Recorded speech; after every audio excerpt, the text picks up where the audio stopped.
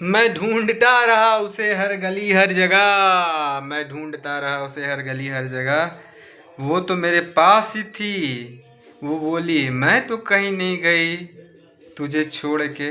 मैं तो बसी हूँ बस तेरे ही दिल में, हर घड़ी हर वक्त, चाहे हो जाए कुछ भी सजा। है कि नहीं? तो आज हम लोग पढ़ने वाले हैं role of spirituality in leadership, mass flow by हमारे स्पिरिचुअल लीडर अमोक लीला दास प्रभु जी। और इसमें बहुत सारी चीज़ें हैं। आज मैं थोड़ा सा बहुत ज़्यादा डिटेल तो नहीं, आज तो मेरा पहला वीडियो है एज एन कंसल्टेंट, और आज मैंने बहुत दिनों बाद फिर से ज्वाइन किया हूँ। तो कोई नहीं, हम लोग देखेंगे। देखिए, इंसान की कुछ नीडें होती हैं। सबसे पहला नीड होती है फिजिकल नीड, फिर होती है सोशल नीड, फिर होती है इंटेलेक्चुअल नीड, फिर होती है ईगोइस्टिक नीड, और फिर होती है स्पिरिचुअल नीड। तो ये नीड है। तो सबसे ऊपर जो न्यूक्लियस है, जैसे हम लोग जानते हैं देयर इज एन एटम, मतलब कोई भी अगर सेल है तो एटम है, कोई भी अगर मैटर है तो एटम से बना हुआ है, एटम है तो न्यूक्लियस है। तो nucleus spiritual need is the nucleus, और उसके नीचे जितने भी हैं वो उसके कॉन्स्टिट्यूएंट हैं। जैसे फिजिकल नीड, खाना खाए बिना तो आप जिंदा नहीं रह सकते। सोशल नीड, आपके दोस्त हैं उनसे मिलना है आपको, उसके बिना भी आप नहीं जिंदा रह सकते। इंटेलेक्चुअल नीड, आपको अगर पता ही नहीं है क्या करना है, क्या खाना, कैसे बात करना है, आपकी इंटेलेक्ट ही ये साथ नहीं दे रही, तो फिर कहाँ, उसकी भी एक नीड है। और फिर आती है ईगोइस्टिक नीड। तो ये थोड़ा इंपॉर्टेंट, ईगोइस्टिक नीड क्या होती है। जैसे अगर मैं कहूँ मैं एक बिजनेस कंसल्टेंट हूँ, तो ये मेरा ईगोइस्टिक नीड है कि मुझे इसे पूरा करना है, कि मैं प्रूव करके दिखाऊंगा कि मैं आपके सारे बिजनेस को सॉल्व कर सकता हूँ। हाँ, जैसे मान लीजिए सपोज आप एक बिजनेस है, आपकी भी एक ईगोइस्टिक नीड होगी कि हाँ नहीं, मैं बिजनेसमैन हूँ, मेरा प्रॉफिट करना मेरा नीड है। लेकिन ये सब के ऊपर, मतलब सेकंड टॉप से भी ऊपर एक नीड होती है, वो होती है स्पिरिचुअल नीड।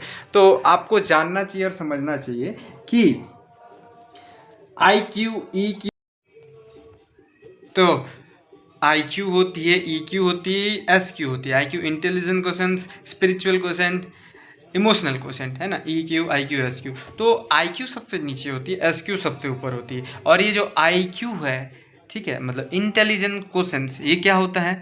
ये होता है घोड़े, मतलब जैसे भगवान श्री कृष्ण ने गीता में कहा, मतलब बताया ना कि हमारा शरीर जो है घोड़ा, रथ, आत्मा, ये सब। तो जो एक रथ है, रथ का जो घोड़ा होता है वो आई क्यू होता है। और जो ई की इमोशनल क्वेश्चन, जैसे अपने आप को हर इमोशन में बैलेंस रखना, कहाँ कैसे बिहेव करना, तो ये होता है ई क्यू, इमोशनल क्वेश्चन। तो इमोशनल क्वेश्चन क्या होता है? ये लगाम होता है, इंसान का लगाम। लेकिन जो एस क्यू है, ठीक है, स्पिरिचुअल क्वेश्चन, ये आपका सारथी है, ठीक है।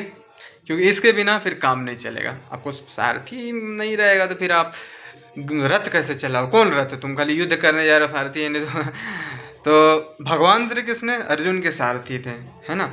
तो वही सारथी है जो युद्ध को लड़ता है, और वो और कोई नहीं, एसक्यू स्पिरिचुअल क्वेश्चन है। तो यहाँ पे कुछ कुछ लाइन मैं आप लोगों को बोल रहा हूँ, आप लोगों को सीखनी चाहिए, समझनी चाहिए। मैं एज एन कंसल्टेंट मैं आपको बता रहा हूँ, जो मैंने सीखा है मैं वही आपको बताऊंगा।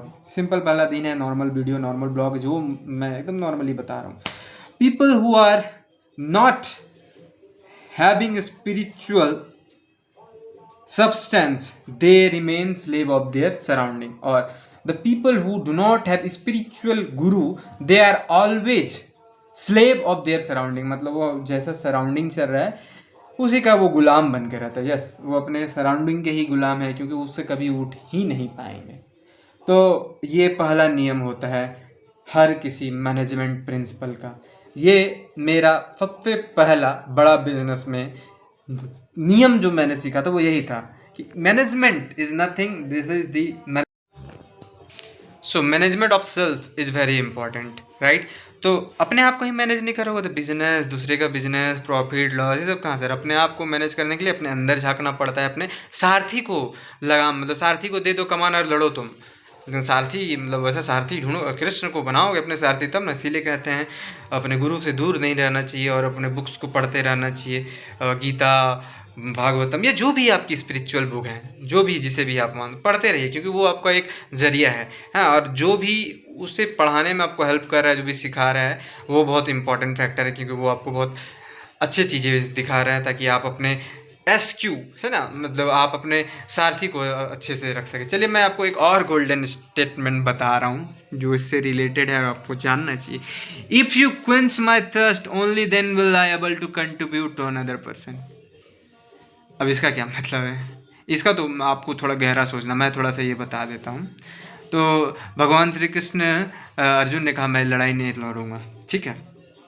तो भगवान श्री कृष्ण ने अपना विराट रूप दिखाया और कहा लड़ना तुम्हारा धर्म है, तुम लड़ो, नहीं लड़ोगे तो तुम्हें तुम्हारे जो भी वंश बनेंगे वो तुम्हें गाली देंगे, मतलब बोलेंगे ये देखो कैसे मौगा था, मतलब कैसा था जो लड़ नहीं पाया, ठीक है।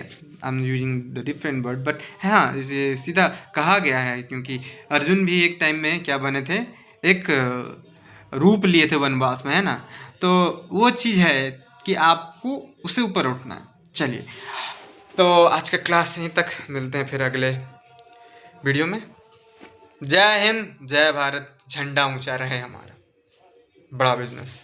हैशटैग प्रशंसा, हैशटैग मंत्रा, हैशटैग बिजनेस मंत्रा। धन्यवाद।